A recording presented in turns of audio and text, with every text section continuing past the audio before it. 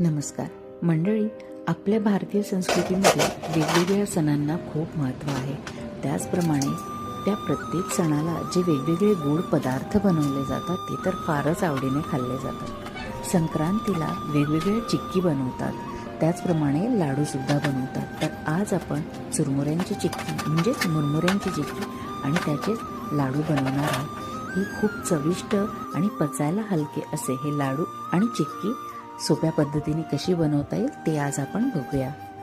सगळ्यात पहिले मुरमुरे हे कमी आचेवर हलक्या हाताने थोडे भाजून घेतले आणि बाजूला काढून ठेवले। कढईमध्ये गूळ घेतला आहे, त्यामध्ये अगदीच 2-3 चमचे पाणी घातलं की जेणेकरून तो ओला झाला आणि पाक बनायला त्याची सुरुवात झाली।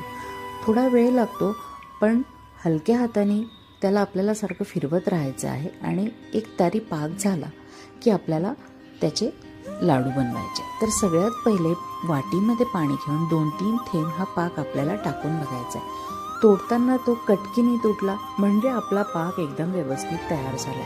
आता यामध्ये थोडंसं सुंठ पावडर घालायचे आणि थोडंसं तूप घालायचं। तूप घातल्यामुळे आपल्या ज्या वड्या आपण बनवणार आहोत म्हणजे चिक्की, त्याला छान चकाकी येते।